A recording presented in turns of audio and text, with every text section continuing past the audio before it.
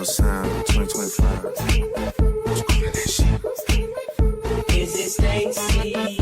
Is it Becky? Is it Keisha? Is it Annie? Was it Danny? Is it Marty?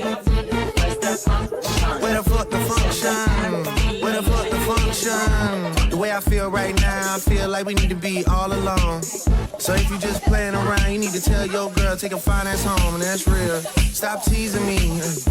Stop teasing me. I could change your life so easily. I keep begging you to stay, but you're leaving me. Leaving me. We got sticks in the club illegally. Got the whole 6 side, they believe in me. We got members east of the DVP. We got members west on the 401. We got a lock on the game, but there's more to come. You gotta pop that ass till the morning come. You want shots for the girls, they don't order some. Who's calling that? Who's calling that shit?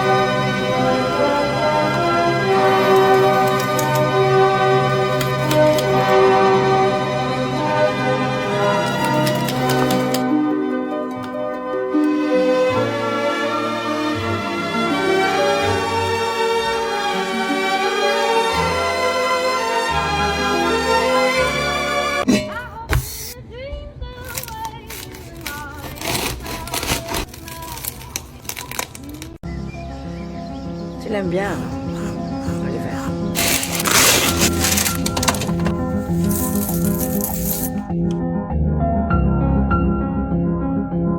I just wanted to be with you.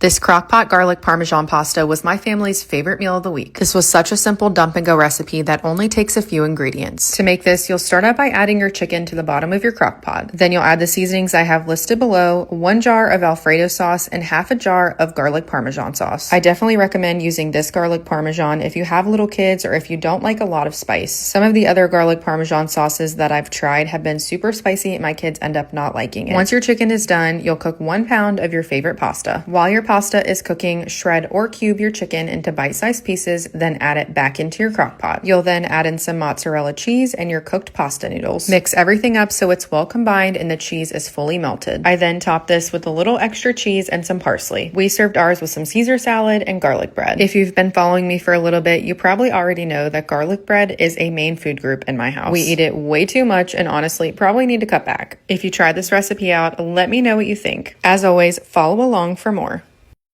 This slow roasted cranberry balsamic pot roast is such a comfort meal. It really does check all of the boxes, and it takes you less than 15 minutes to throw it all together before letting the oven do its magic. This could also very easily be made in a crock pot if you weren't planning to be home while this is cooked, but I'm not a crock pot girly, so the Dutch oven it is. You'll start by liberally seasoning your roast, then searing it on each side until a nice crust forms. Remove it from the pan and add the onions, carrots, and garlic and saute until softened. Add in tomato paste, all the liquids to deglaze the pan, cranberries, and then the chuck roast. Throw in some herbs, cover and place in the oven. It should be super tender and fall apart at about 3 hours, but cook a little longer if needed. Serve up with some mashed potatoes or sweet whipped mashed potatoes like I did, and enjoy. Can we all just take a moment to appreciate that gooiness that is stuffed in these meatballs? I mean, the only thing better than a homemade meatball is a homemade meatball stuffed with gooey mozzarella. Every one of you needs to add these gluten-free stuffed meatballs and vodka sauce to your dinner plans this week. Homemade meatballs are one of those instant feel-good dishes, like a big old warm hug that makes everything better. And it helps that making these homemade meatballs and vodka sauce for your spaghetti is super easy, and I'm doing it all in one pan. First, you will start by making your homemade meatballs, which is as easy as throwing all ingredients in a bowl and mixing together. Then in a heated skillet, you want to brown both sides of the meatball, then cover and let them cook a little more in the pan. Remove the meatballs and begin to make your vodka sauce by adding onions, garlic, parsley, and tomato paste. Then add the vodka, tomatoes, and basil. Break up the tomatoes, then add cream and Parmesan. Then add the meatballs back in and let those simmer and fully cook. Now this is a great time to make your pasta. Remove the meatballs, then toss the drained noodles in the sauce and serve up with your meatballs. Once it's in your bowl, then garnish with some fresh parsley and some fresh grated Parmesan. Enjoy! I want to show you how I make my crispy air-fried garlic parmesan fries so you can make them for your family. You guys, these are dangerously delicious, especially with that homemade garlic aioli. You're going to start by slicing your potatoes into fry shapes, then soak the fries in some ice water. Once you're done soaking the fries, place them on a paper towel and completely pat them dry. They need to be really dry, that way they can crisp up in the air fryer. Then toss the fries with some seasonings and oil and place them into a preheated air fryer. You will need to air fry the fries for 30 to 35 minutes. Make sure to toss them every 10 minutes, that way they can get golden and crisp up. Then quickly make a garlic butter sauce so you can pour that over the fries once they're done, and make the garlic aioli so you can serve it on the side. And once the fries are done, here they are. They turned out so crispy. They taste delicious. You're going to toss them with that garlic butter sauce, add some Parmesan cheese, some parsley, I forgot to show that. Toss the fries and immediately serve them with the garlic aioli, that way the fries stay crispy. The full recipe will be written for you in the caption. Hope you guys give it a try and enjoy. My current obsession are these smashed garlic parmesan potatoes served with the most delicious sour cream dipping sauce. These are so good. You guys have to make them for dinner. You're going to start off by boiling the potatoes until they're fork tender. Place them on a baking sheet lined with parchment paper and let them cool while you make the most delicious garlic parmesan butter. Into a ramekin, you're going to add some softened butter, Parmesan cheese, garlic, and garlic salt. Mix it all together, set it aside, then rub each potato in some oil, smash it using a cup or a mug, then add some of that garlic parmesan butter to each potato, spread it around, and bake the potatoes in the oven at 425 degrees Fahrenheit. Once you remove the potatoes from the oven, they should be crispy and golden. Add some extra Parmesan cheese on top and parsley, then start working on this delicious sour cream dipping sauce. Once you're done, just serve it together on a platter. You guys are gonna love this recipe. It's gonna be written out for you in the caption. I really hope you give it a try, but for now, until next time, bye.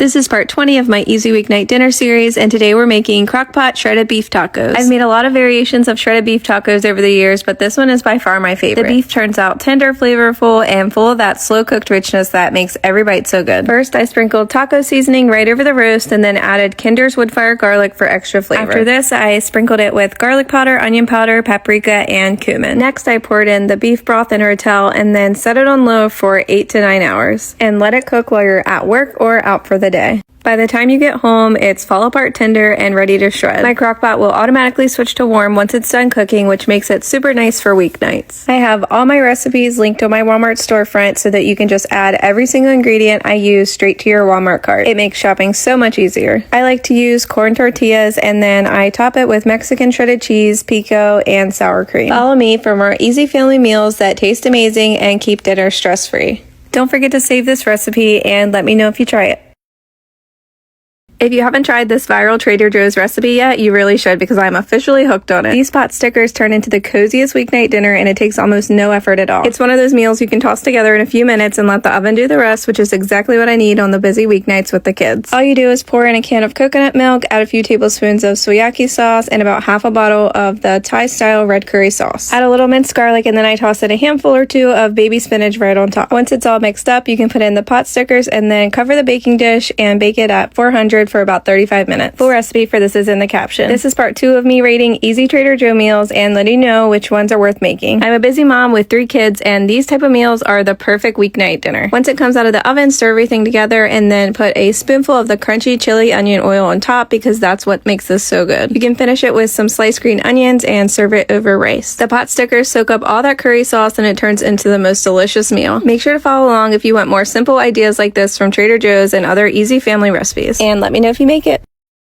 Once you make this spaghetti, you will never make it any other way. It comes together in about 30 minutes and it is seriously the best spaghetti ever. The best part is you only need 1 pot to make it. You'll start out by browning 1 onion and 1 bell pepper in a skillet. Then you'll add in 1 pound of sweet Italian sausage and 1 pound of ground beef. You'll add in some Worcestershire sauce and the seasonings I have listed below. You'll mix this up so it's well combined, then add in your chicken broth and crushed tomatoes. Now you'll cover your sauce with a lid and bring it to a boil. I also added in a little bit of tomato paste, but if you don't have it, don't worry about it. After about 5 minutes, your sauce should be boiling and you can go ahead and add in your noodles. Now I do break my noodles in half because I have little kids, but if you don't want to break them in half, that's totally fine. I'll make sure to put a little reminder in the caption, but just make sure that you don't use the entire box of noodles. The recipe only has enough liquid for about 3/4 of the box of pasta. You'll reduce the heat about halfway while your noodles are cooking, and once they're fully cooked through, dinner's done. If you try this recipe out, let me know what you think. As always, make sure you check out my page and follow for more.